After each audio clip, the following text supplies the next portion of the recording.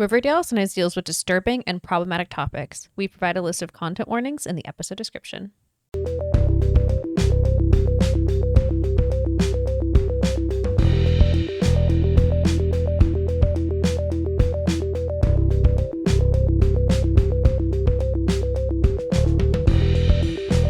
Hello and welcome to Dead Ends. I'm Emily. I'm Brenton. And we have 2 new episodes of Riverdale for you.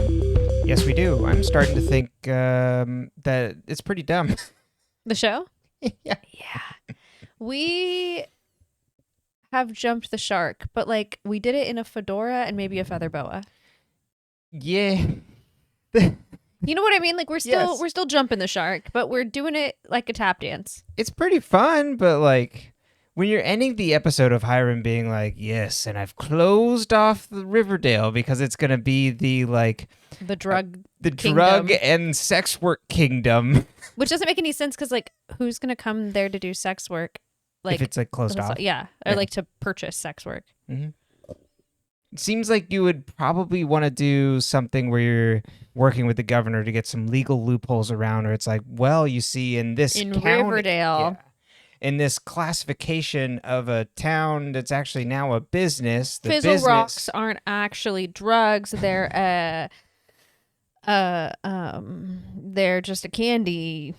That's the wild thing is that Hiram is the ringleader and orchestrator of the opioid crisis. Yeah. It's a choice. These episodes make a lot of choices. Now, one thing I will say for Riverdale, the plot may be horrific. The characters may have backslid or their personalities may change at any given moment based on what the plot needs. But what Riverdale does really well is that most of the shots are really pretty. Oh, yeah. It's a beautifully filmed television show, and it's done so usually like so creatively. Like you get a different style of episode. Like one of these episodes is like it's more similar to the one where they ride in the truck with the scary murder guy, where you get like POV episodes and like they'll change it up, or like even on normal episodes, as you've talked about in like season 1, like the show looks expensive. Like there's a lot to it that makes it really shine, but it's like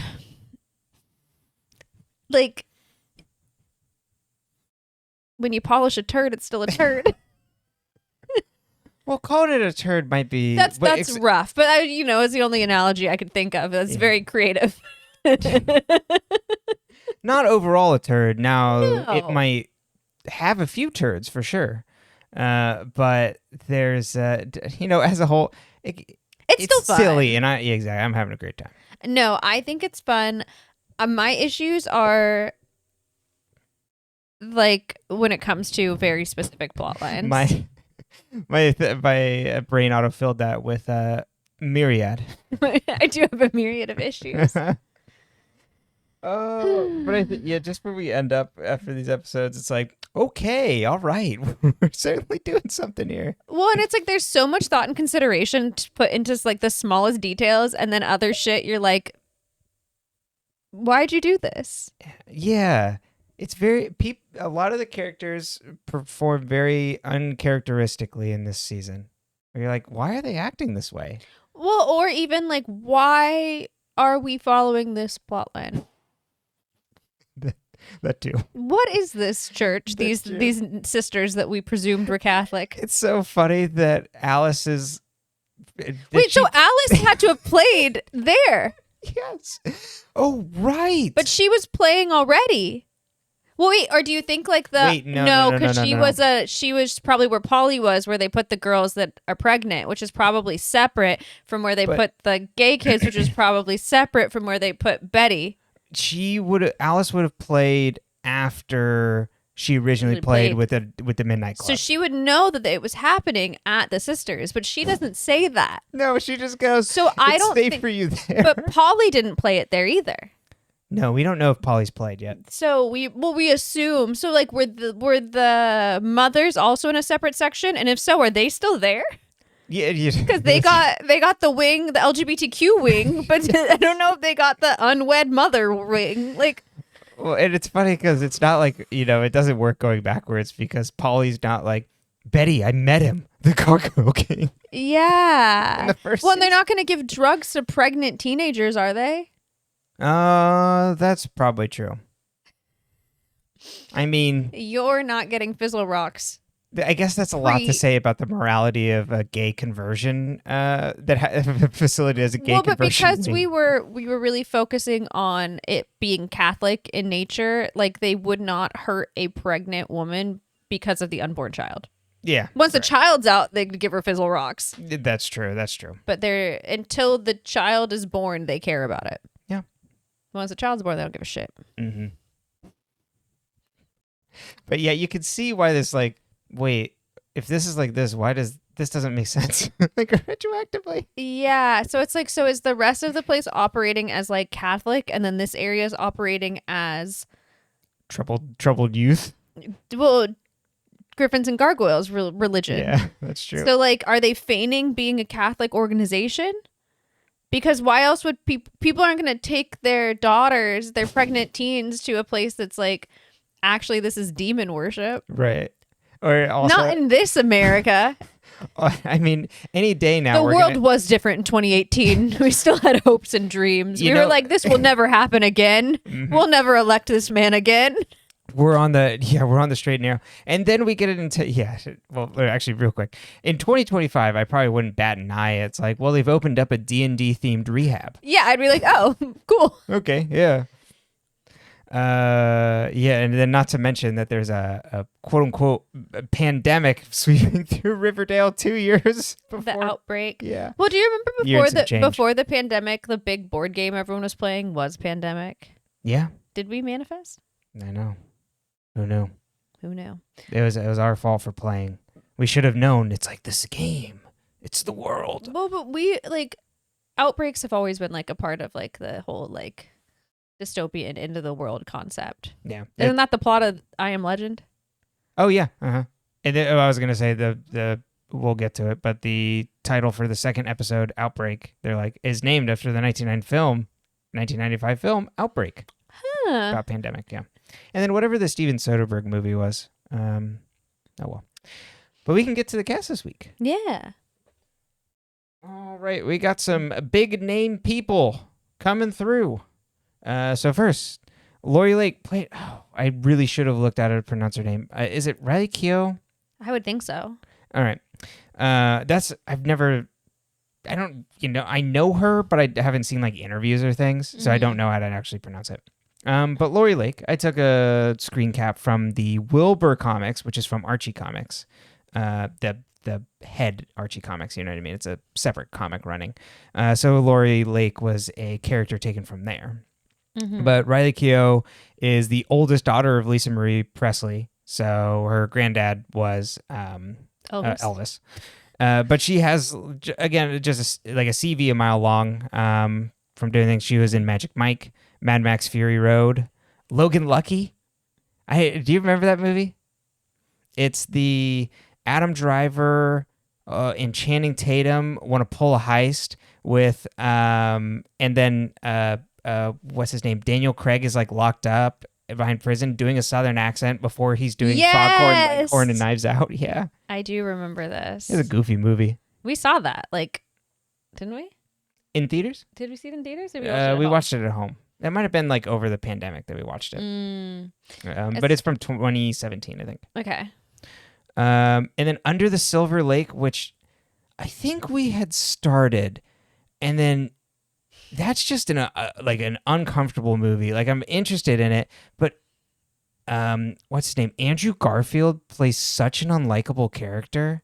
We watched this? Yeah, maybe I started watching it. I can't remember. It's a neo-noir, but for a recent one. It was came out 2019 or something. Okay.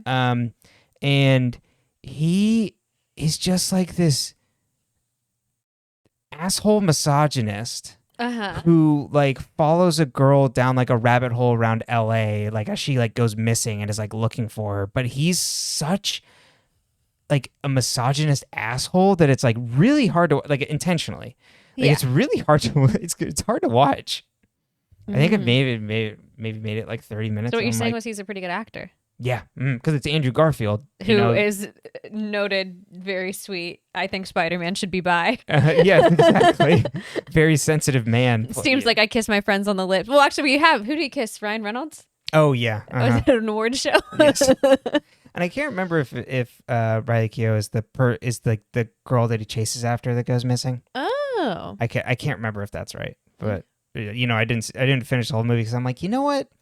I'm interested in this movie because I like noirs, but not right now. I feel physically unwell. Exactly.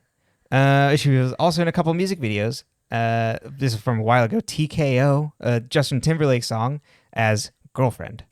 And then she was recently in an Orville Peck music video, Hexy Mountains. Oh. So there you go. Exciting. All right, now Gladys Jones is played by legend Gina Gershon. So again, person with the CV a mile long, but actually first for Gladys. So you just there's like a Reddit. It was like Gladys gets done dirty in Riverdale, and Archie comics. She's like a loving wife and mother. But actually, this Gladys in the Riverdale made her first appearance in a Riverdale comic, before a year before she was on the show. But Gina Gershon has been in a ton of things. Started at a bit part in Pretty in Pink, but just a couple other things, like she was in Face Off, Showgirls, lots of TV work, pops up in lots of places, Brooklyn Nine-Nine, Chucky, Community, Eastbound and Down, Curb Your Enthusiasm, but a lot of people,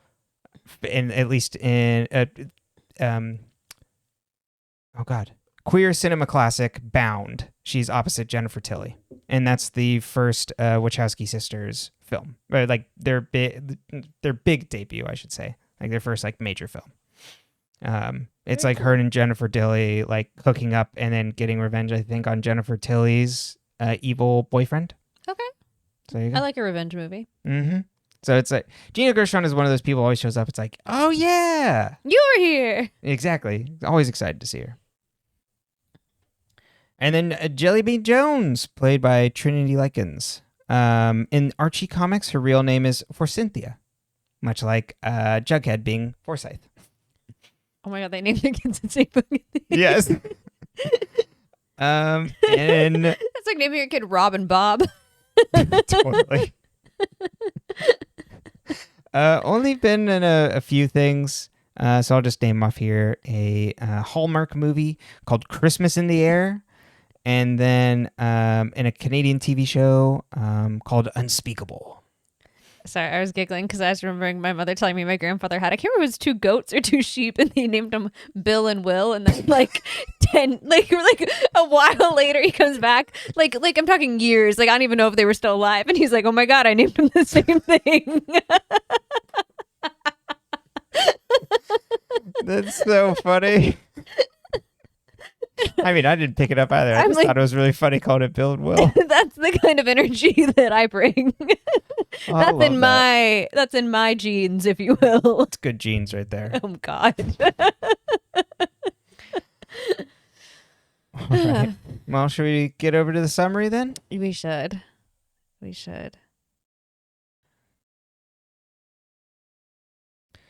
Okay. We are starting with Chapter 42, The Man in Black. They, at least on fandom, pulled it's the episode title comes from John Gilling's 1949 British thriller film of the same name. I took a quick... I'm like, this does sound fun. I think if you look up, because I was like, oh, this Wikipedia doesn't give a summary.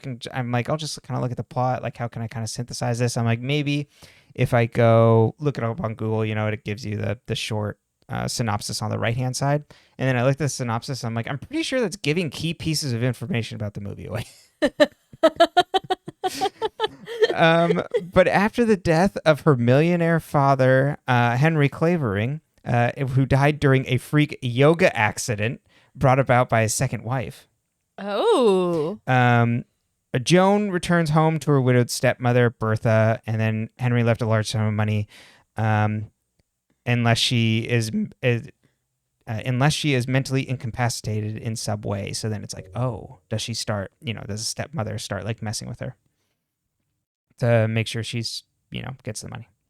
Also the great Johnny Cash song, We love that song.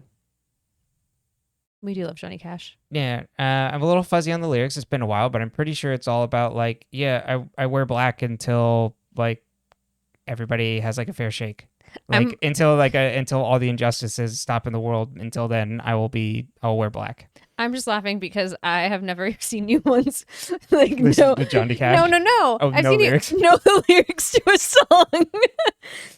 I will listen. I'll like walk in and Brenton like is listening to like something, and I'm like, oh, like those lyrics are sad. And he's like, it's got a good beat, and I'm this is I don't know lyrics. He's got no idea what the words are to the song, and if he knows the words, he's not thinking about the words; they're just happening to him. Yeah, I just think it's really funny. So it's usually on the next go around, or I'm like, well, let's look at the lyrics here.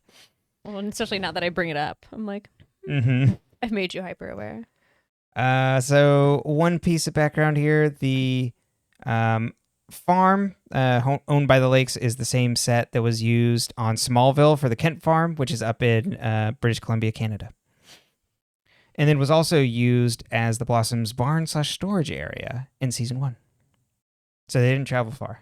They came right back around. They actually haven't even left Riverdale. Exactly. All right. So Archie and Jughead have been... So this is the one that is split into multiple stories. So this first story is focusing on Archie and Jughead. And it's like set up at the beginning of the episode if you didn't watch it, where it's like basically like... If it was on TikTok now, it'd be like POV, Archie and Jughead. Yes. Because we've truly changed the word POV. Well, but this is from their point of view, so it actually does make sense. That's true. It would be a correct application, unlike a lot of the things on the internet. But Archie and Jughead have been wandering for days. Jughead leaves another message for Betty, who he hasn't heard from.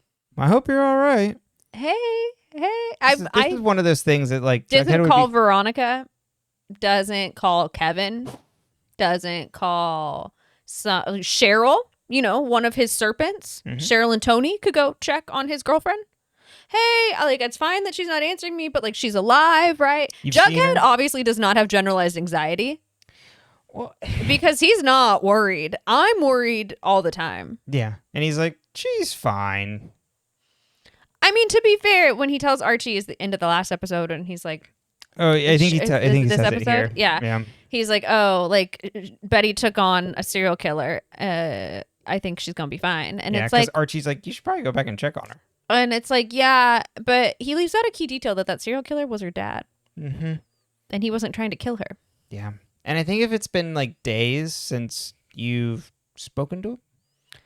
Yeah. If I don't hear from you within like 20 minutes, I'm concerned. And we're usually in the same building. That's right. I'm like, oh God, he's fallen in the kitchen and I didn't hear it.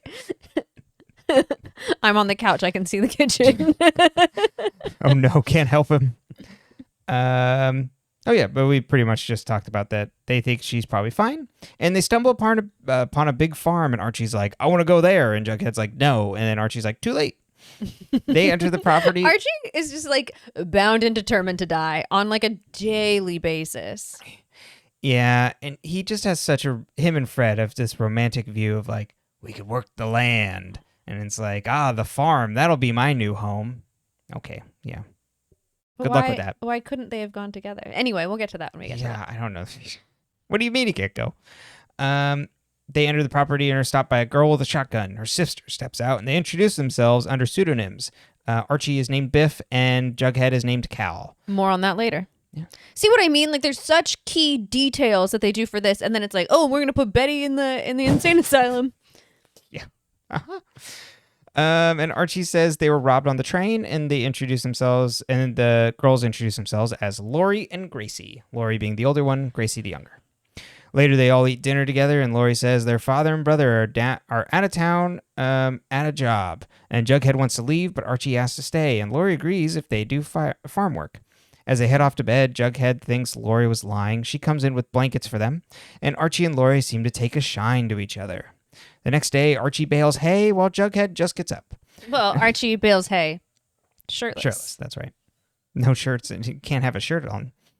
Which is crazy, because if Veronica can recognize him that way, I bet Hiram can too. I'd recognize those abs anywhere. Like, yeah, he's like, oh, coming after those abs.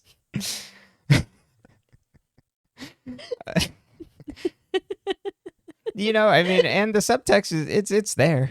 Oh, it's there.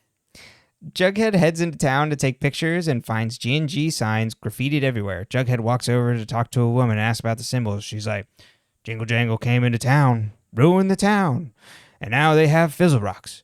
And they ruined the town too, and the symbol showed up when the Fizzle Rocks came into town.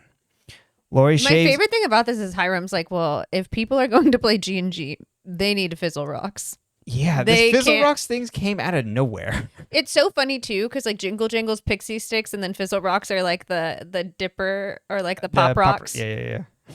But they're like, because they're in the little plastic, I'm talking about the little. Yeah, and she even goes like, not the candy, the drugs. Lori shaves Archie's face with a straight razor. This is bold for a woman you just met. It's bold for anyone. I wouldn't shave your face like that. I love you. That's true. I would trust you though. Why? I don't know how to use that thing. If I look at you and go, let me shave your face with a straight razor, tell me no. So if she does shave my face with a straight razor, then if I do die, you will know it is actually an accident. I'd be really sad. There's no like, oh, what did he do? Probably deserved it. It's like, well, no, it was truly an accident. He probably did deserve it, though. She warned him. That's right. Yeah. And then she offers work for him if he sticks around, and Archie's like, well, I'm happy to do that, but I don't know about Jughead. Lori then mounts him, and they make out, but Archie stops her, and he's like, I love a girl back home. And she's like, well, why are you here then? Not that angry, but And then Archie... Me as fuck. Yeah.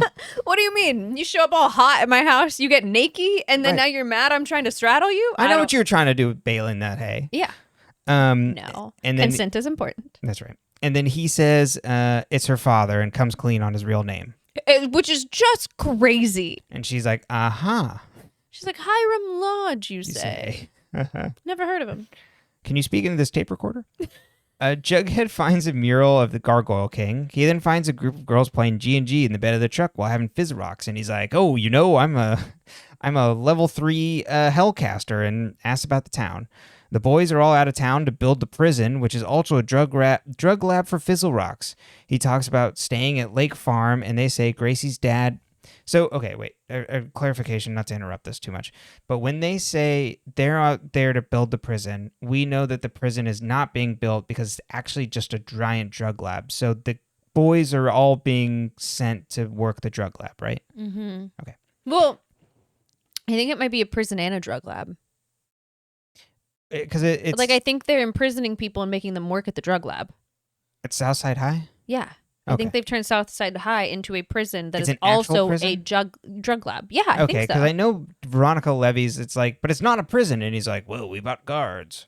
Well, I didn't know if he was just bluffing. Well, and also they might not have imprisoned anyone yet, but I thought like the intention was to like imprison people there. But so I could be wrong. I could have made up my own narrative. They're maybe having a soft opening. Just a few prisoners, just to test it out. The prisoners are the workers, and we have some guards coming over from. Well, we know there's prisoners because later in this episode, Lori goes, "Okay, I trade you Archie for my brother and my dad." Oh, yes. So there are prisoners there. There are prisoners. The men have been taken. Perfect. Okay. Men have been taken. Honestly, the least believable thing about this entire episode is that a town without men is struggling. Well, everybody's on Fizzle Rocks. Okay. He got the town hooked. But, like, is everyone really going to get hooked on Fizzle Rocks in an entire town? That's what it seems like. That's why I said, like, it's like the opioid crisis, right? Yeah, like I guess you know what? You're right. But then the opioid, I don't know. It's different because that was like Fizzle Rocks are very obviously a street drug. Yes.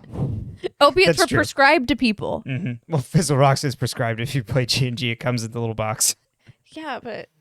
Yeah, no, I get you. It's not the same. It's not quite. It doesn't quite match. I get your comparison though. I respect it. Of like why the town's like devastated. Yeah. And why like you could recruit a bunch of people to go work for you in a sense.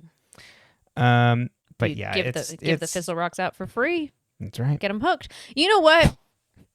This is like a dare. It's like the dare program. They were like, people are gonna offer you drugs. That doesn't really happen. They're gonna get you hooked. I guess I wasn't hot enough. Well, the other... I mean, not like I wasn't pushed drugs. You know what I mean? I guess I was offered drugs, but That's what I was going to say. Very politely. Yes. I'm sure there are many people but no that were one like, was like, would you like some? Yeah, but no one was like, you have to do these drugs because they were trying to get me addicted. Yes. Mm-hmm. They were like, oh, I have this fun party drug. Would you like to try it? Right. Exactly. I'm not saying you should do drugs. But No. Yes. You were the hot girl at the party and they're like, ooh, well, I mean, if she wants some, I can give her some. I don't think I was the hot girl at the party. We went to school in a hot girl dense area. Well, I know what my eyes see. That's very nice. It's disgusting. Yeah. But the other thing is they don't say, well, boys, you're going to have to pay your own way. No one's going to offer you No one's going to offer you shit. It's so true. Pony up. Not only that, you're going to be buying it for girls. But Gryphon, boys, you don't got to worry.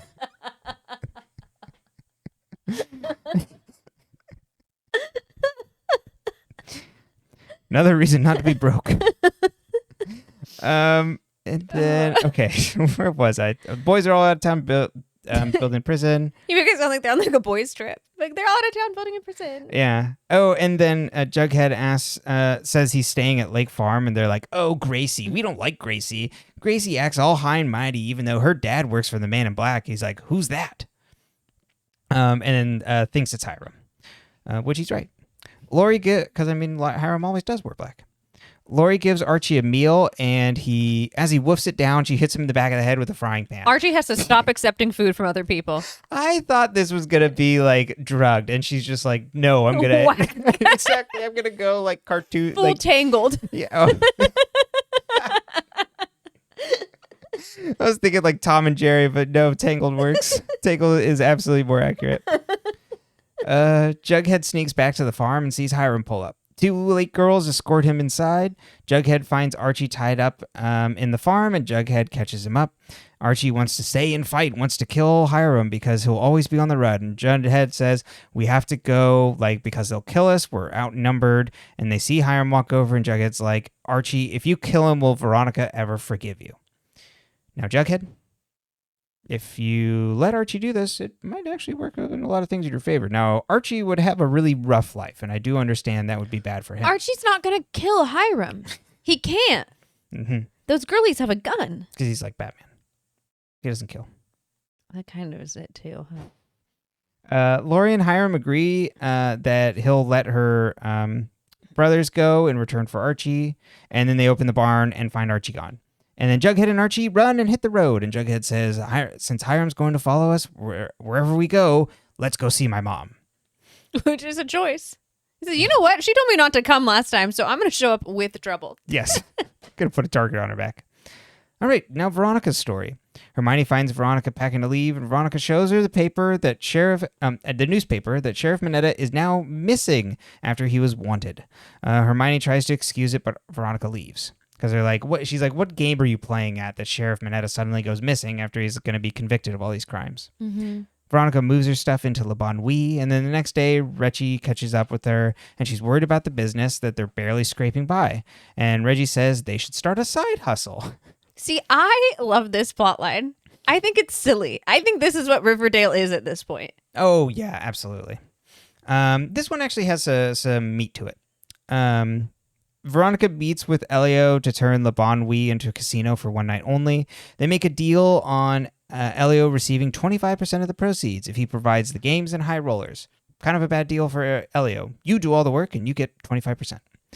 Veronica wants the arrangement kept just between them.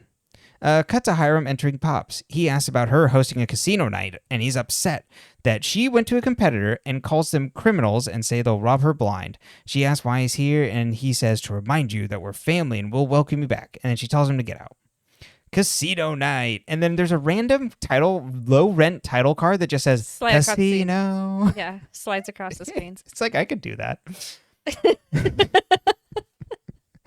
Reggie notices that Elio is on a hot streak and is going to rob them blind. And then Reggie thinks Elio is cheating and Veronica has a scheme. Chi walks over to the table and tells him to cash out while he still can. Elio says, "What are you going to do? Call your dad? Heard you're not on speaking terms." Veronica sits down for a game and is like, "One hand. Winner take all." And she plays with the deed for Pops and he agrees. For blackjack. Blackjack's not like a competitive game against... You're working together on the other side of the table against the dealer. Are you? You're not really. Yeah, essentially, because you're... someone explained this to me way back when, a friend. That, like, because you can see what the other people get. Like, you know when to, like, what your odds can be and when you're supposed to hit or stay. So it's not, like, competitive in that sense. Whereas, like, poker, it's competitive. And also, your payout is, like, you could all get paid out. Like, it's not like you're versus the person next to you. You just all have to beat the dealer. Beat the table. Whereas, like, poker, it's like, you know, me versus you, and then you win because I fold or you beat my hand. Veronica walks away. Oh, yeah. So Elio gets 20, and he's like, "I think I've won." And then Veronica hits on 19 and gets 21. That's what I did in Vegas, and that's how you came up.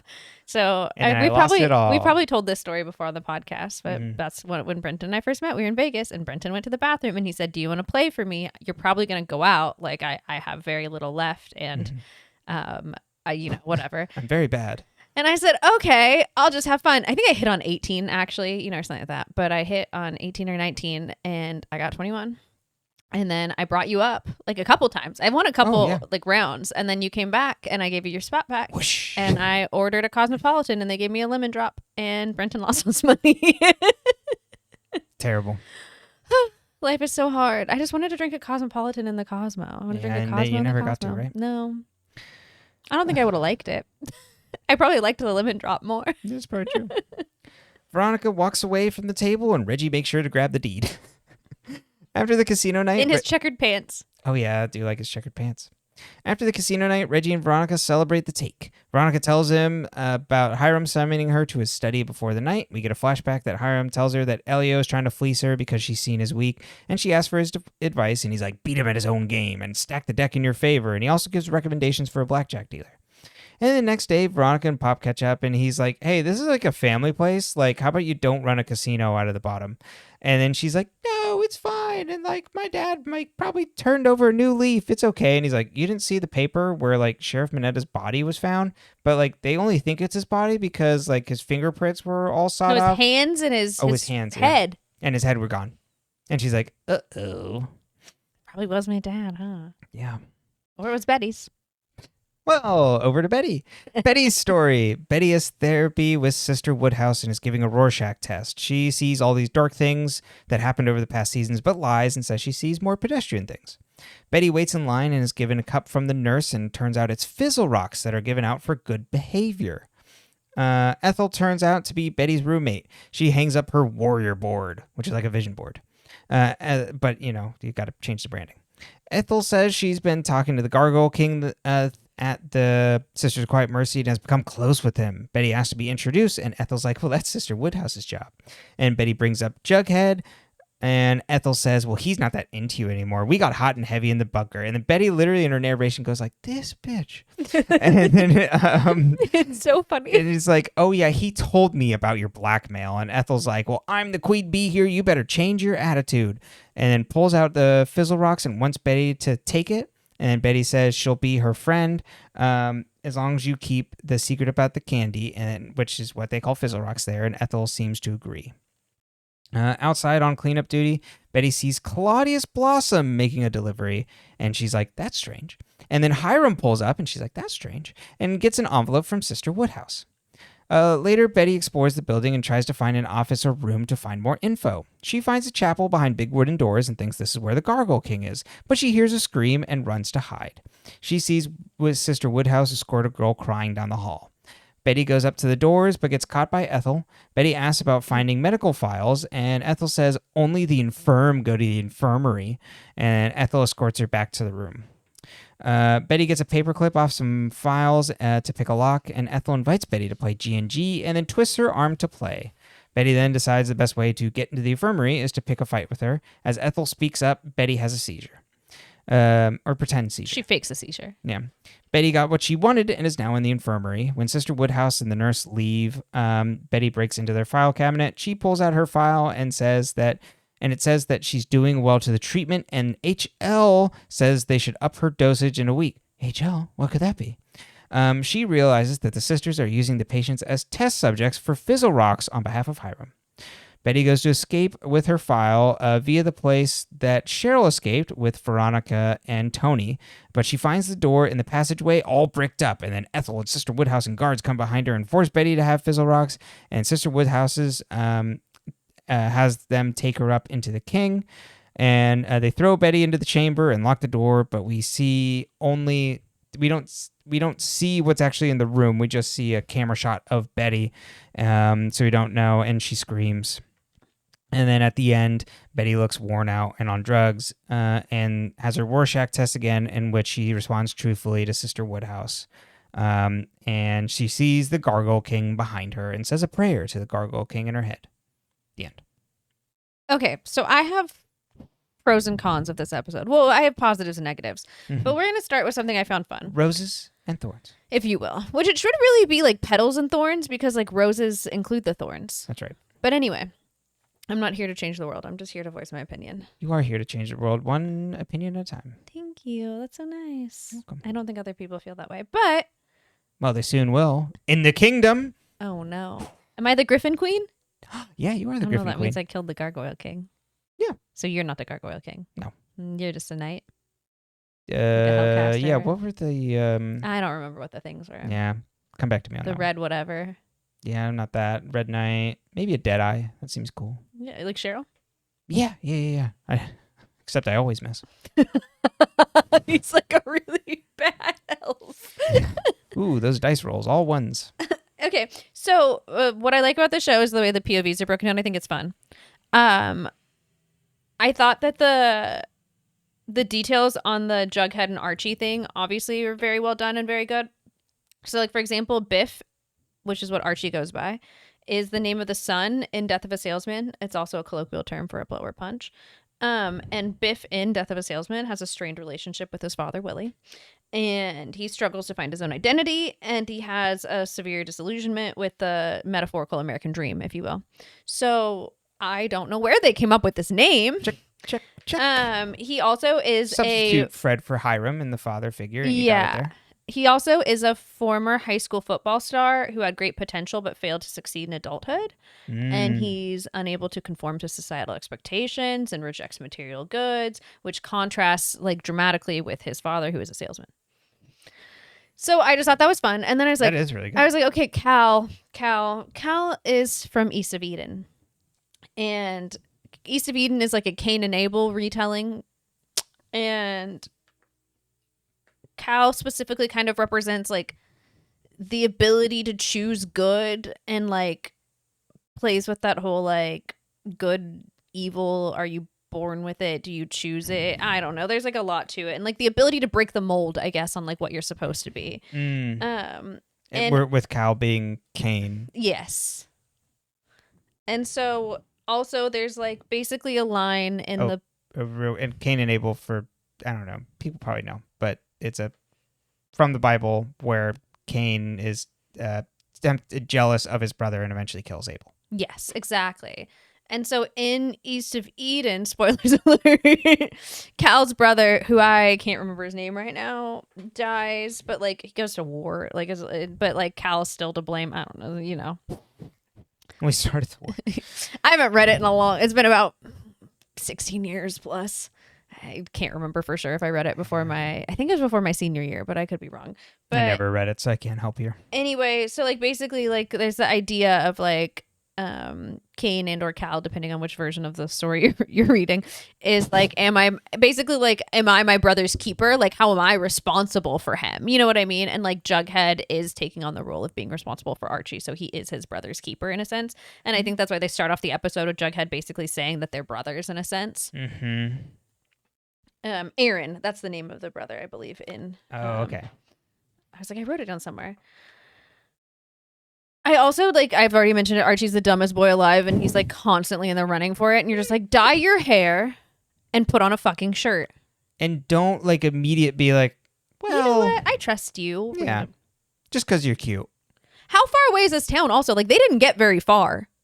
Hiram can't be picking people out of like anywhere that far away. Like, yeah, just Hiram being. You mentioned this last time, I think, of like Hiram, or maybe 2 episodes ago, of like Hiram was weak in the last time, but now he's like super villain. He's across the state. Well, and he's got connections to, we'll get in the next episode, the governor. Yes. Anyway. And the governor's like, oh, I hope this was the right call. I really do like, though, that Lori's trying to exchange Archie for her brother and her dad because it gives her motivation. She's not just like calling Hiram for shits and gigs. She's like, I would like my family back from your weird prison town. Yeah, she's not evil for no reason. Like, no. She's just in a shit situation. And it's like, well, yeah, I'll give up the guy I don't know. But like, also, if you're Hiram and you're running this master plan, could you imagine like going so far out of your way to chase a fucking teenager you've already gotten out of town? Yeah. Like, if someone's like, oh, I've got Archie. It's like, why? Yeah. And then he thinks if he kills him, he's going to get his daughter back. Like, is that the vibe? No, he's just so obsessed. There's, talking about subtext. So it was brought up in, I think it was one of the normal mapping shows. They do a lot of shows, but Em was talking about it. I think Cosmo Champs, which is about Saint Seiya. That's a good podcast. Everybody should go listen to it. Abnormal Mapping is the network, Cosmo Champs being the podcast. But talking about like like male insecurity, I'm gonna butcher it because I'm paraphrasing, of around queerness and like homosexuality, and it's like it's like the violence men do to other men because of their fear of feelings and things. It's like it's things are getting too gay, so I have to punch him out. Well, that's what happens in the wrestling episode. Mm-hmm. That's what it's all about. Yeah, so then it's just like he can't let it go. I mean, even to the point where our only like known like out male gay character is a wrestler. Like, you know what I mean? Like, right. The text isn't sub anymore. It's right there. Exactly. Well, now he's in the army. Now he's performing hyper masculinity. That's right. I wish I was back in the army. But anyway, but yes, no, you're 100% right. I just think it's interesting. That's a good point. Mm-hmm. Okay, so I like the Veronica plotline the best in this episode because I think that it's the most Riverdale. Yeah. Does that make sense? Mm-hmm. From a head empty, no thoughts. It was my least favorite of just kind of watching it, but there's a lot to dig into here. Yes. So the Hiram and Veronica of it all is like the only parental-child relationship that is actually really well thought out and done, in my not so humble opinion. Yeah. Penelope and Cheryl is good, but it's very simple. Yeah. Like it is what it is. Like I think that's it's fun to watch Cheryl dunk on her mother. And they just keep adding like trauma on top of it to where you're like, this kind of seems unnecessary. Yes, I agree. But this one is just really interesting, and it's the fact like Hiram is so desperate for his child's approval. Like he so badly wants Veronica's approval. And I think that's so fun and interesting because it's like no matter how big and bad you get, your kids are never going to think you're fucking cool. Your kids are never going to think you're fucking cool. And she idolized him. She thought her daddy was a good person. Like she defended him. She thought he was great. And then she finds out he's a shit person. And she's like, well, fuck. And she wants so badly for that to come back around. Well, she wants him to be better. Mm-hmm. She would love for her father to be a better person. And the Hiram and Veronica of it all can't end in any other way other than Hiram and Veronica facing off. Like other people are pawns and they're being used, and Hiram will hurt people and manipulate people. But at the end of the day, even Hermione has like no involvement in it. This is Hiram versus Veronica, and that is it. Yeah. And I just think it's so good mm-hmm. because it really shows too, like, a lot of girls as they get older don't get to maintain their relationships with their fathers or like male figures in their life because like men, when you're a little girl, treat you like a kid, and then when you become a woman, they treat you like a woman, and men don't treat women well. But it's like she's not his little girl, but she is his like biggest like, you know, like source of competition in his life. Yeah. And so he truly treats her like an equal. in a lot of ways. Like he wants to protect her. He prevents her from being like taking advantage of by Elio. Like he wants to protect her and the family and all of that. But it's because he believes in her in like a weird way. It's like he wants her to be him. Yeah. And he's like so proud of the person she is. Mm-hmm. And it's so interesting. And I'm like, this is such good character writing. And then you're like, and then he's the Gargoyle King's keeper. You're like, what the fuck? The rest of the Hiram, it's like, okay, I don't know. The supervillain of all supervillains. But you're also like, but wow, this is a really interesting like discussion of like father-daughter dynamics. Mm-hmm. I just thought it was really cool. Yeah, no, absolutely. And I think what's cool about how this all unfolds in a good like short story kind of vibe is that she wants to do things on her own. The only things she knows how to do on her own are like borderline criminal activity. Like I know like running a casino and if you have permits and things is technically like legal, but it's like a really evil act on the whole. Like casinos are just evil enterprises. Underground casino that doesn't have a permit. Yeah, I just mean like starting up a casino in general is evil. Taking advantage of people. Exactly. Mm-hmm. Yeah. And then she gets out of that situation based off of quote unquote like the wrong way to do it advice from Hiram, which is like stacking the deck and cheating, which is like beating Elio at the game that way. But she cheats a bad person so she can morally rectify it. Right. And but she's oh, sorry, go ahead. Yeah, but it's still that she's following in her father's footsteps and echoing things because that's the only ways she knows how to do things and is like modeled for her. Well, and when you're playing, when they go low, you can't go high. You have to stay low. Like, I think it's that concept too. It's like, okay, Veronica can't take the high and mighty road because it's not going to work. Mm-hmm. And so she has to decide as an individual what she can morally reckon with. Yeah. And you have like a pure character like Pop on one side who's going to go, you can't do any of this. It's bad. Like, be careful. And then you've got her father who wants her to go evil because like that's what he wants. You got her angel and devil. Yeah. And she has to decide like what works for her. And so she takes it as a win, but you can tell like there's a little bit of like, is this a slippery slope? Yeah. Because I mean, she doesn't think about it that way until she hears the news from Pops. Because it's like, it is that thing we talked about narcissists last week, but it's like, oh, but they've changed. Yeah. I think they're doing well. And it's like, no, you just want it to be good. Yeah, you want your dad to be a better person. Yeah. But also it's also when someone is good to you, that does not make them a better person. Yeah. So the fact that her father protects her and takes care of her, he's always going to do that. For the most part. Right. Even the way he's like, I got rid of Archie to punish you, it's like it's a parenting aspect like to him. Like he's really framing it in that way. Like he truly believes that's what he's doing, I think. Yep. Yeah, I'm teaching you a lesson. Exactly. It's just and for Veronica to even start up the casino means that she also is emulating Hiram in trying to overextend her reach beyond what she wants. She's not happy with what she wants because she's talking with Reggie and she's like, I'm worried. And he's like, business is stable. It's fine. Like, it's not. And she's like, oh, but as my dad always says, stable is like 1 foot away from being bankrupt. One bad day away from being a bankrupt. And whereas like, I think you had also mentioned of when she starts the speakeasy being below, is this going to corrupt Pops? Where Pops is this small family business that has the heart of the town. Exactly. That has the same customer base and things that like is not a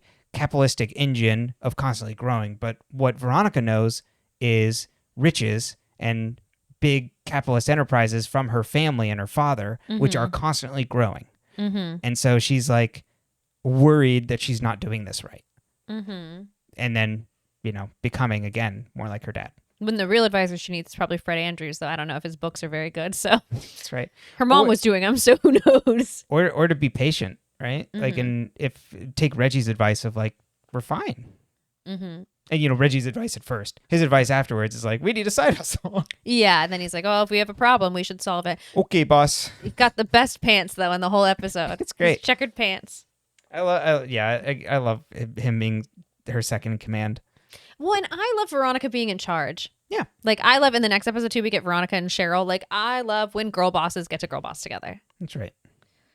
Okay, then we get Betty's POV. Okay, let me count the ways. So, once again, the Ethel of it all. It's terrible. We don't need to use Ethel in this way, and we are using Ethel in this way because we are bad people. Like, there is no reason to write this character into this direction except for fat phobia and she's not the pretty character in the show. Like, she's lesser. Yeah. She is a lesser character, and not she's a side character. She is treated like a lesser character because look at the way they treat Cheryl versus look at the way they treat Ethel. Mm-hmm. And I think she voices it at some point of like, I think it's in this. It's like, I'm the queen bee here, not like your popular friends and things. I'm like, you were never contentious with them before, and you worked together on stuff. Yeah, and you had no issues with Betty. You were contentious before with Veronica, rightfully. But yes. Like, this is this weird, like, insecure pettiness. Yes. So that's one thing, right? That's its own issue that I have is the Jughead of it all. Well, Jughead's in love with me. I'm like, really, girl? He's got a twin brother. Lily Reinhart, like, the voiceovers, like the internal monologue they do with her, really good. And when she like argues with Ethel in this episode, and actually in the next episode, where she's like, I met the Gargoyle King. Yeah, no, okay, I wrote that down as like really great. It's so good. Because that's what Ethel's doing. We know Ethel's lying about how close she is with the Gargoyle King. And we get confirmation of that in the next episode. But Ethel is running the show and has taken over because she was playing G&G in the outside world. But it's like, wouldn't these girls have been playing it longer in here? Right. And would have been like, step in line. She's the level 3, like, yeah, or she's the level 6, blah, blah, blah. Yeah.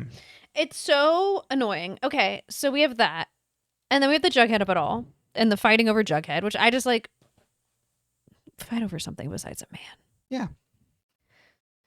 He rides a motorcycle and has a jacket because he's a Nepo baby. Like, he inherited a street gang. Like, let's be so for real. Worry about other things. Yeah. If anything, Betty should have. Her mom was a serpent before FP. Yeah. Or like, I guess, I don't know, back and forth, but whatever. Yeah, she's from Southside. Yeah. Okay. And well, so is FP though. He is from the yeah. But I mean, that doesn't mean that she couldn't have assumed the right. Yeah. So we have that. What if she's like Aragorn, the rightful queen, and they need to bring her back? I think that's correct. I'm just imagining her meeting FP in a wooded glen, and FP's all bathed in white. Okay. Next thought: you don't give people who've been having seizures hardcore drugs.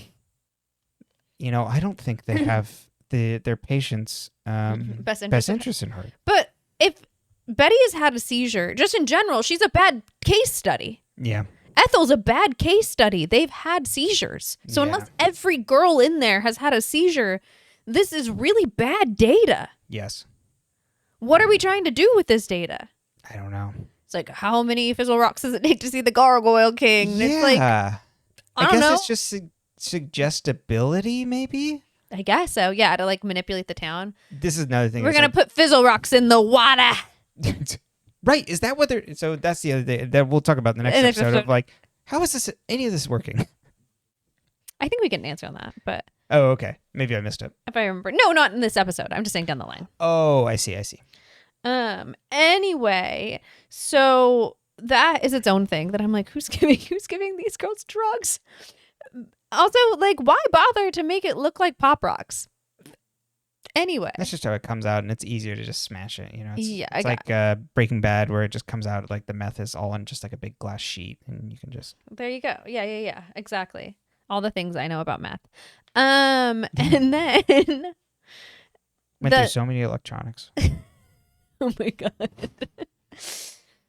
I did grow up in an area that was like really heavy in meth, but no one ever offered me meth. Like, I know people, I am related to people. She's not upset about it, but she's just disappointed. Meth problems, but no one once said, "Here, little girl, do you want some meth?" You know what I mean? Like, that just doesn't happen. Anyway, that's not the point. That's not where we are right now. And I'm sorry, that's a them thing. They should be so lucky to do meth with you. I don't want to do meth. I don't either. I don't like it. It doesn't sound good to me. I like going to sleep. I do like going to sleep. And I like not having seizures, which is what happens when you do Fizzle Rocks. Presumably.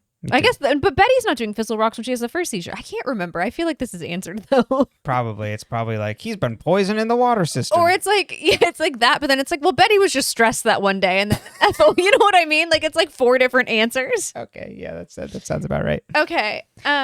This, if you can't notice, like this is getting very Pretty Little Liars, like of just like we're just throwing stuff out. I like that's why when we started doing Pretty Little Liars, I was like, Pretty Little Liars walked so Riverdale could run, and Riverdale took that into a fucking sprint, and then they said we're gonna do a full marathon at a sprint, and I said, wow, I can't run this fast. Yeah.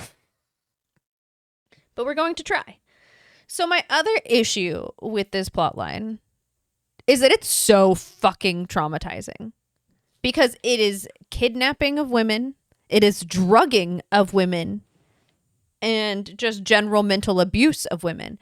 And specifically that this ward is all girls. This is all teenage girls in this ward that are here because of like mental issues or whatever we presume, because that's how Betty gets locked up, and we assume with Ethel and the Gargoyle King, we assume that's why her parents sent her here. We're not really certain, but that's what we can guess. And as you may know or may not know, we as a people, not individuals, have a history of locking up women for being crazy or being insane or being unwell because they wanted things like equality or rights or to not be beat by their husbands. And this pisses me off because we're not doing that with this plotline. We're not telling the story of Zelda Fitzgerald, whose husband stole her writing and then she was like committed and she died in a mental health hospital in a fire, locked in a room, sedated. Like, we are not telling the stories of these women, or like even earlier than that, Elizabeth Packard. Like, we're not telling the story of women who due process was not given to, ringing any bells. We're not telling the story of women who were kidnapped by people to be taken to these places because they asked for things that were basic human decency or human rights, or, you know, whatever it may be. Didn't want to have children, didn't want to have more children, didn't like their husbands because their husbands were mean to them. Sorry, my watch went off and I was wondering if it was going to give me a volume notice. I was like, you're looking at your watch like, oh, she only has so much time left on her speech. I'm like, I got my Paris moment going. Gilmore Girls.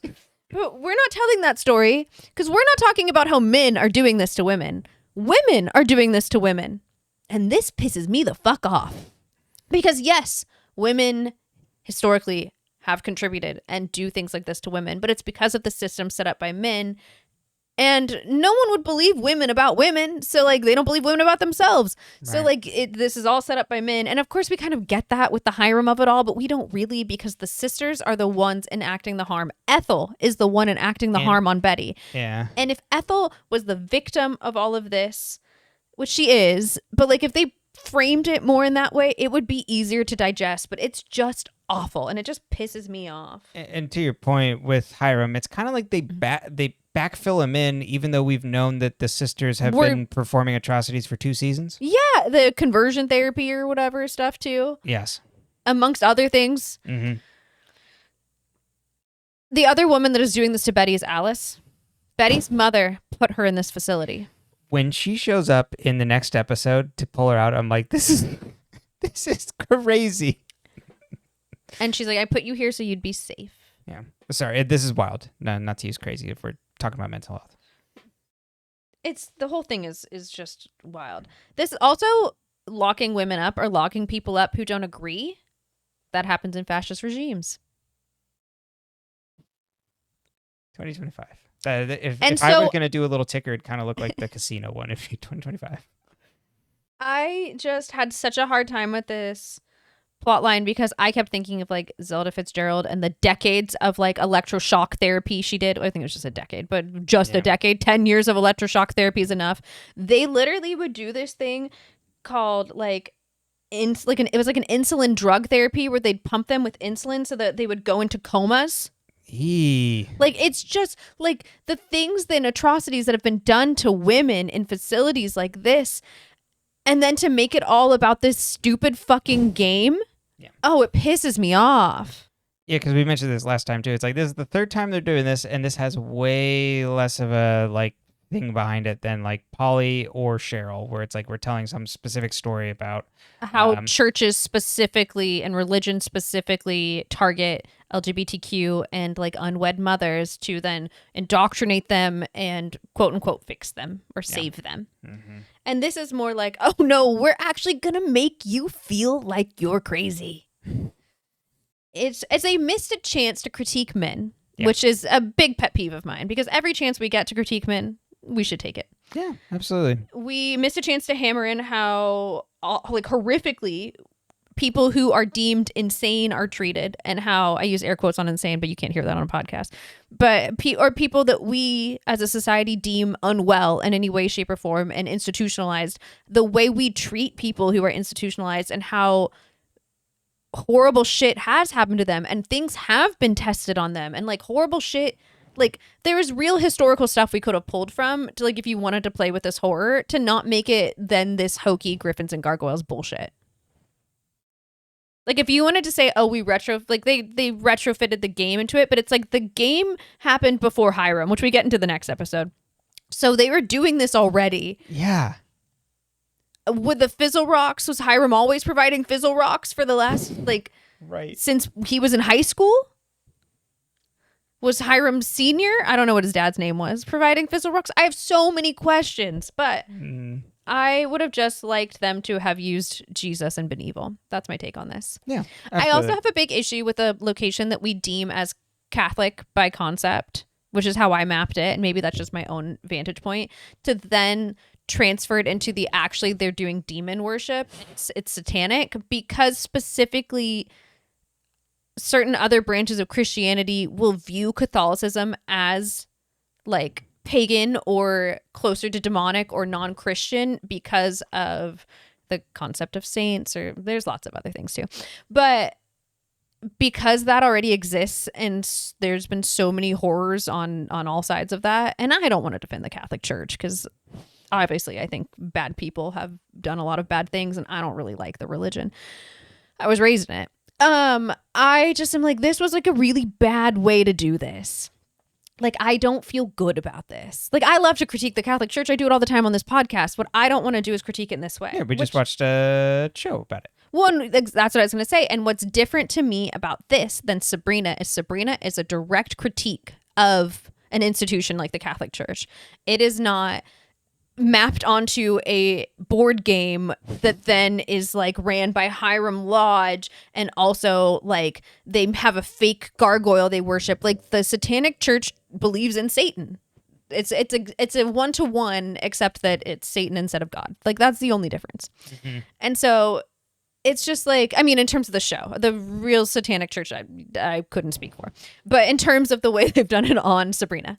Yeah. So it's just, this makes me mad. Oh, and then when you find out that, at least as we know so far, that his plan is to make a drug and sex work haven. It's like this weird conservative like viewpoint being mapped onto that of like, oh, they're just trying to get everybody addicted to drugs and like prostitution. It's like, okay, there's some real conservative values coming in. Oh, totally. Well, and also the whole like the sex work aspects of it all are not particularly well done. I believe some of the actresses on the show, or actors, people who worked on the show in general, I'd have to look up articles because I don't want to like speak to, I'll just speak broadly on it for now, but we'll look up more when I believe it gets closer to like that comes up. Talked about the way like Black characters are portrayed on the show and kind of the different ways things are not always done right on Riverdale. No. What I think is different, though, is it seems like the showrunners actually like cared and apologized and like tried to fix things. And we were talking about, which we'll come into more in the next episode, how like we feel like, and you brought this up, it was really your concept, but that the summer school season of Pretty Little Liars was kind of like this plot line done better. like the whole like Sisters of Quiet Mercy plotline. So like everything that's mapped onto that, including the Cheryl and the Polly of it all, and also the weird concerns over kids getting into something and getting too obsessed with it. Yes, and the cultish aspects of it, like that was all done, and it was done better there. And I think that's 100% true. I think this. I don't think it resolves all that well, but it's done better than this. Yes. Which is interesting because I would think, like, I always think, like, oh, Sabrina was really well done because it's not grounded in reality. But Pretty Little Liars, the summer school, and Original Sin were mapped fiercely onto reality. So it's kind of like the only place it feels wrong is in this middle ground, which would kind of make sense because we can't tell like where we are in space and time on this show. Oh yeah, like what's real and what's not, which is what they're playing with right now. But it's all like, so Hiram is doing like, he's standing in for too many things and it all gets really muddled. Yes, I agree. My last piece on this is that it feels like a video game. It feels specifically like a Remedy video game if you've played like Alan Wake or Control, because it's like you're going through. The main characters have a little narration where they're making little quips about things. Specifically like Betty's POV. Betty's story, because then she's like, I have to get into the infirmary. How do I solve this problem to get into the infirmary? I do this action. Oh, I'm now in the infirmary. It's like, it was cracking me up. Mm-hmm, because she couldn't say anything out loud. Right, exactly. And then just like the steps of like, I have to solve a problem to get into this thing. I can now progress because I solved this thing to get into the next thing. Would you say she's doing it like a quest? Like Griffins and Gargoyles? A little bit. Little foreshadowing for the next episode. Yeah. Well, any other thoughts on this episode? I really, really went off. Yeah. Well, I don't know if it was positive, but I went off. No, it was. We had a good conversation on that one. So I think we about covered all of it. All right, Chapter 43, Outbreak. As I mentioned, this comes from the 1995 disaster movie, but also it's originally a...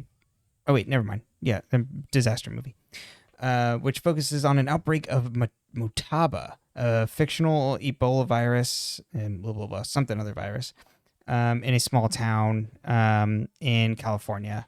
And then it's set in the United States, Army Medical Research Institute of Infectious Diseases, and CDC, as well as a fictional town of Cedar Creek, California, and speculates how far military and civilian agencies might go to contain the spread of a deadly contagious disease.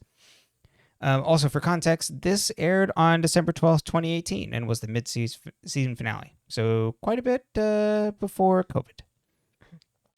The Vixens stroll down the hallway, and Kevin and Moose sneak into a room to make out, and Moose wants them to take another hit of Fizzle Rocks. So, Kevin's just doing Fizzle Rocks now, and is he still playing a game with Reggie and Josie? That's one of the things I was like, I feel like we just dropped that, didn't we? Yeah, well, we picked it up and put it down immediately. Yep. And then suddenly all the Vixens except Cheryl collapse with seizures. We cut to the Sisters of Quiet Mercy, where Ethel is leading a game of G&G while Betty is playing. She takes her Fizzle Rocks, but we later see that Betty is throwing it up into the toilet, and then she's pretending to be drugged.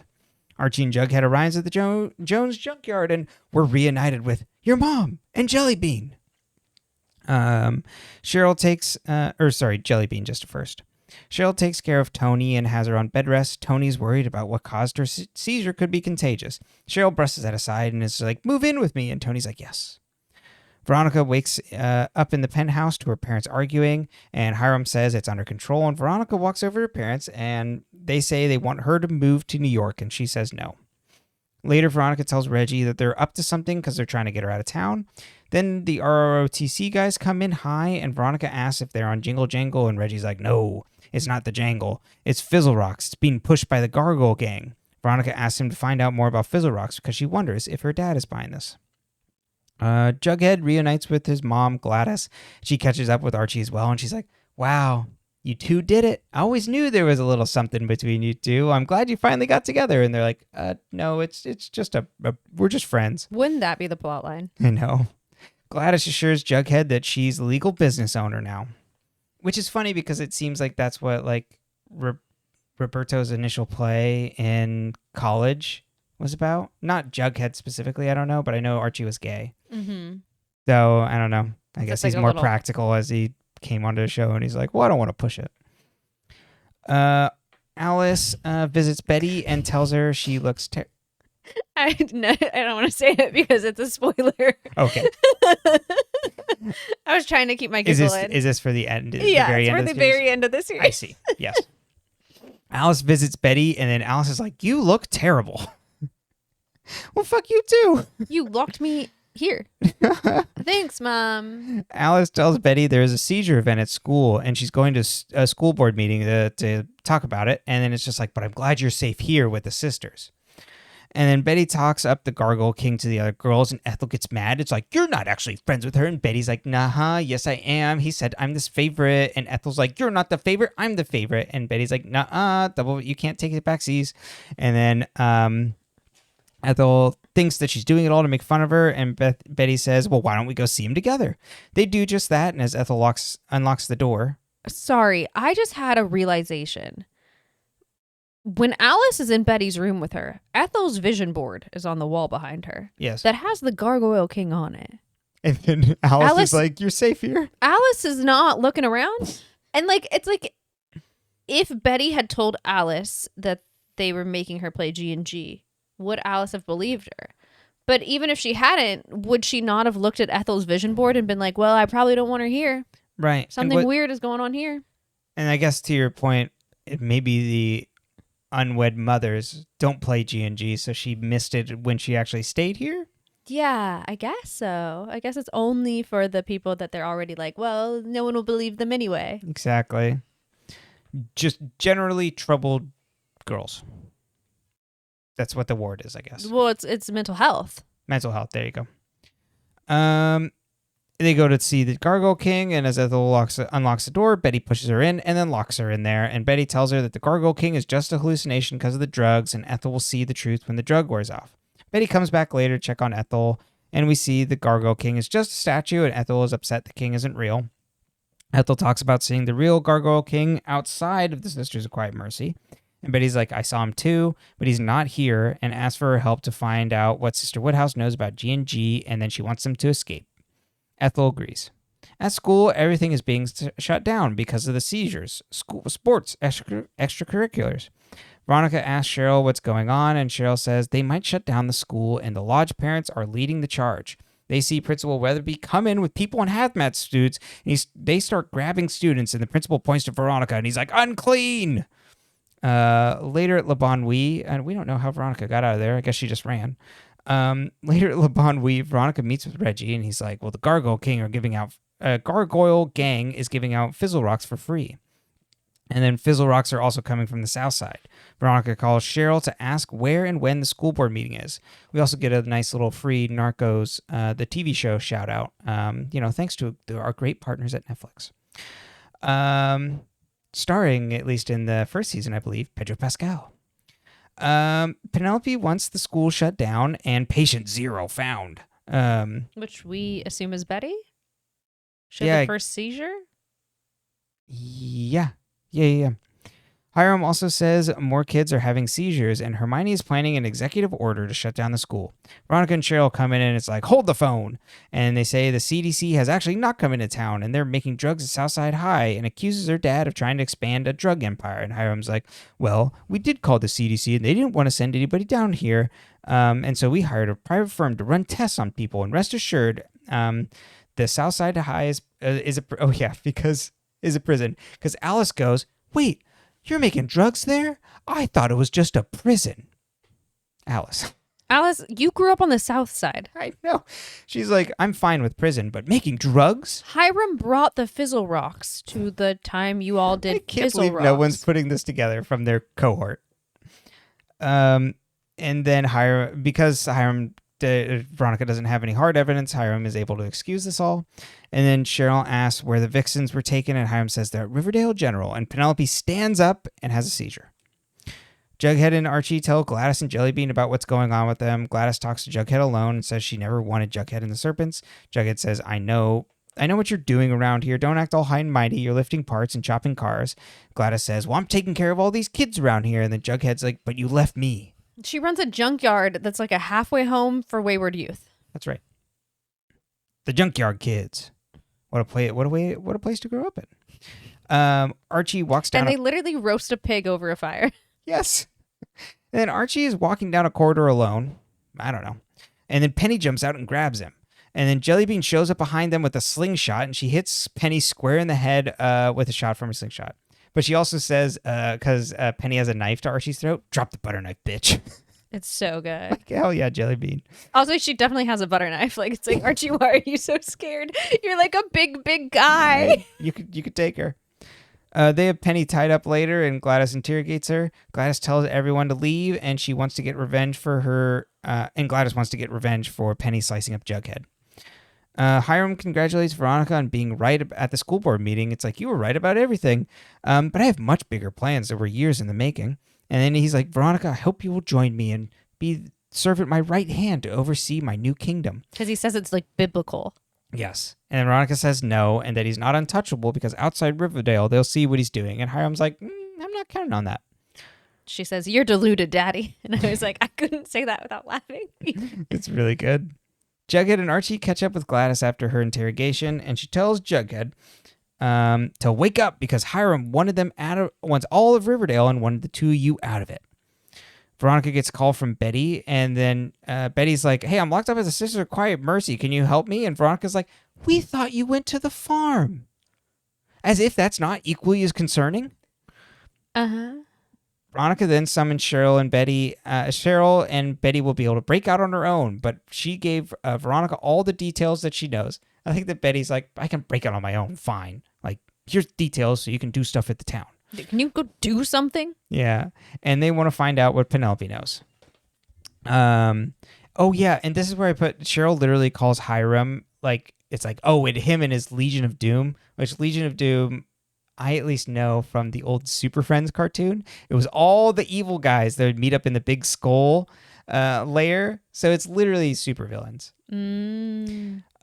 Ethel distracts the nurse while Betty puts Sister Woodhouse, pulls a knife on Sister Woodhouse and takes her away. Jughead gets woken up by Gladys to talk to him alone, and Betty's like, the bounty on Archie is also on anyone helping him out, and everyone is at risk who's close to him, and you need to cut him loose. And Jughead doesn't want to go, but then Archie is actually awake, and he's like, no, I'll go it alone. And Jughead's like, well, fine, then I'm going to go back to Riverdale.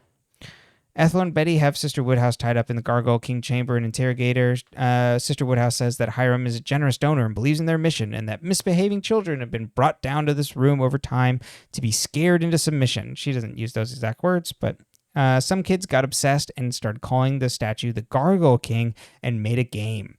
The game became a tool for the sisters because it pacified the kids, and it wasn't supposed to leave the walls. Betty and Ethel leave and lock her in and say that they're taking the other kids with them. Veronica and Cheryl syrup waterboard Penelope. And Penelope's like, Hiram is going to turn this town into something worthwhile where we can follow our various enterprises without interruption. And Veronica wants to know how he's going to do it, and Penelope agrees to tell them. Betty and Ethel try to talk the girls into leaving, but Betty also casually drops that they are in a different wing than Cheryl. Betty comes up with the idea that the game can be facilitated to get the girls out because the other girls don't want to leave because they're still obsessed with the game. And they need to give them a hopeful figure in the form of the Gryphon Queen. Fred arrives at the Jones scrapyard and embraces Archie. FP is there too to take Jughead home and tries to smooth things over with Jellybean, who walks away. Gladys tells them they probably don't have to worry much about Penny anymore. Did she kill Penny? Cheryl and Veronica pull in the ROTC boys to help them. Ethel tells the girls that their new mission is to escape and follow the Gryphon Queen, who will lead them into the light, and then enter Betty. And she's like, the king is dead, and throws the statue head onto the ground, and they're all free. And then Archie dyes his hair to KJ Appa's natural hair color. Fred gives him a backpack and offers to go with him, and they reminisce that, what if we could work the land together just like men? And Archie's like, we know we can't do that. And I'm like, do we? Why? Yeah. And then before Archie leaves, Fred brings out Vegas, who's apparently been in the car this whole time, and it's like, go with him, boy. Which also, like, let me send my teenager into presumably the woods near Canada with his golden retriever or yellow lab. I don't remember what Vegas is. Yeah, lab. Yellow lab. Why? Did he send him dog food? Yeah, how's he going to take care of him? Is Vegas hunting? Does Vegas have his bed? Yeah. Does Vegas have his toys? Yeah, I don't think so. Does Vegas pack his jammies? I don't think so. And his banky? No blankies. Our dog wouldn't go. No, exactly. You could not take Harmon on that journey because he, walks at the speed of -3 miles an hour. Somehow you're going backwards even though you're looking forwards. Now, if you think we're talking behind his back, he's in the room. He's just off camera. Yeah, asleep in his bed. He's actually watching us in the mirror. It's very cute. The RROTC boys and Cheryl and Veronica bust into Hermione's office, and Veronica like, "This is a coup. We're taking over. I brought these young men." Don't call and turn us into an outbreak zone. Yeah, exactly. Don't Don't make that quarantine call. our town. Yeah. And Hermione's like, "You're too late. The order went out 10 minutes ago." Very Watchmen. And all the kids get a push notification as sirens blare. Betty and Ethel wonder what to do with the kids as Alice pulls up and wondering what's going on. She's like, "I was here to get you, Betty. Our town's going to shit." And then Jughead and FP arrive at Riverdale but find it quarantined and shut off to the outside world by order of the governor, and they can't get in. And then we find that Hiram is on the phone with Governor Dooley, and is like, "I hope we did the right thing, Hiram, and may God have mercy on our souls." And Hiram's like, "Not God, Governor, the King." And then cheers. The goddamn Gargoyle King is in his office. You know what? Okay.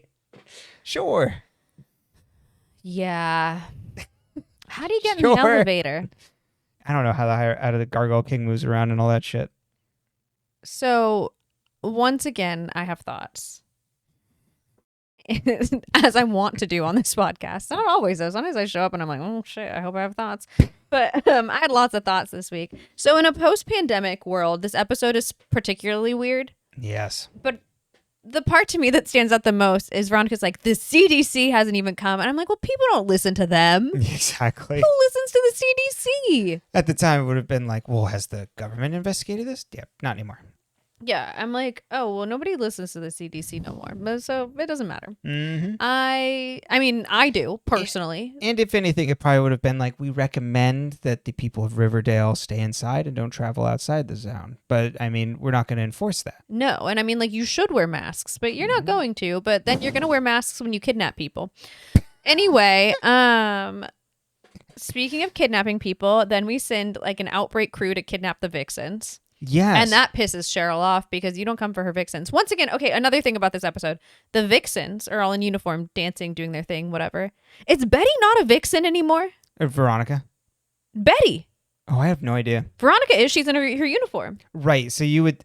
Wait, so is she Veronica has the in seizure. uniform? Yeah. Oh, she does have a seizure, right. And she's in her uniform and she wakes up in her bed at her parents' house. Yeah, so then... But was Betty no longer a Vixen? Because Veronica has been doing it more. You know what I mean? Yeah. And so then wouldn't they want to go look for one of their own? Yeah. What happened to Betty?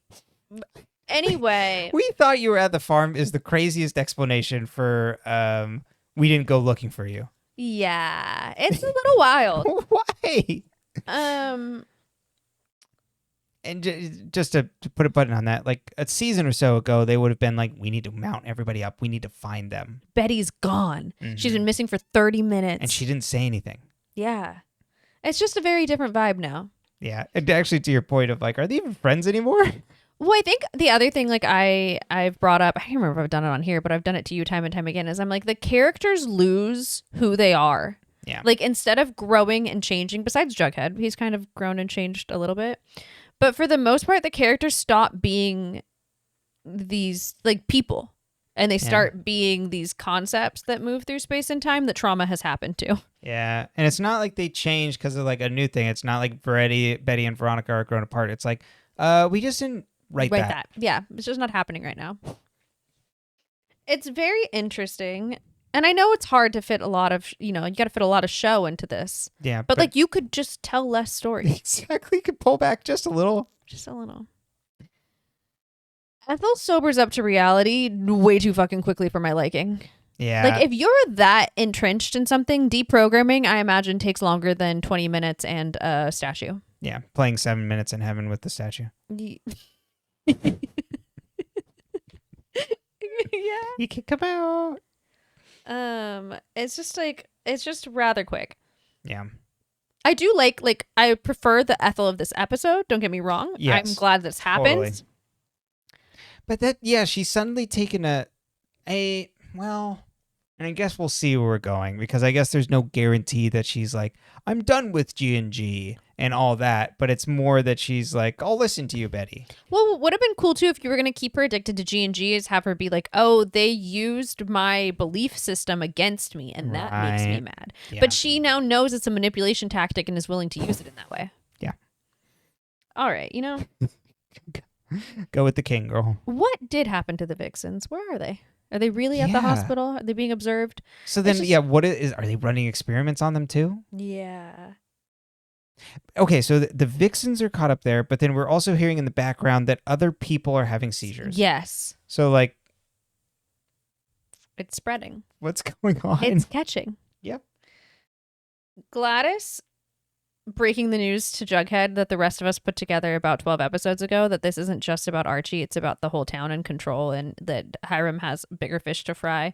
But he will continue to try to fry this red-headed fish for reasons we can't understand. It's just hilarious, because you're like, Jughead already had come to this conclusion that it was about the town. And then he's just like, wait, he what? Yeah, and you're like 2 episodes ago. Babes, you knew this. Yeah, you went to him and said... You're the Gargoyle King. Yeah, so you're trying to destroy the town. Yeah. So I'm like, you didn't need her to tell you that. Yeah. You already knew. It's like a storytelling inconsistency that kind of annoys me, because you have so many writers on this show that like it doesn't need to be that way. Yeah. I assume. I guess I don't know how many writers there were. I just assume in television you have more than one person. When it's one single person writing something, I assume like you're going to forget what you did. Yeah, exactly. I can't keep track of what I do in my day-to-day life. But yeah, he wants the town, and you're like, why? Why are you playing Monopoly, Hiram? Yeah. And like, just play Monopoly. You don't need to close the borders. How are you going to keep playing Monopoly when the town's full? And it's this weird, like I said, conservative thing of like, almost like of how the people talk about like large cities of just being like overrun with crime, of like open drug use, and like also in, like sex work gets thrown in there as like a way of talking about degradation of society. Whereas like a capitalist like Hiram, we know wouldn't want that, because they would rather have good little workers. Yes, exactly. Or sober people are better good little workers. And that's like a easier way to then, and you're really going to want yourself entrenched in things, in businesses, so that you can continue to grow and grow on top of the infrastructure. And then you get into another thing and you grow and grow and grow. Like closing Southside High, taking away education, totally made sense.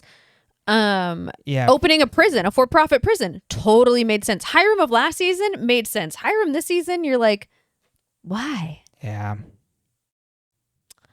So, yeah, my only thing that I really like about this episode is Betty, as a character, is never the damsel in distress. Yeah. And she is never out for the count for long.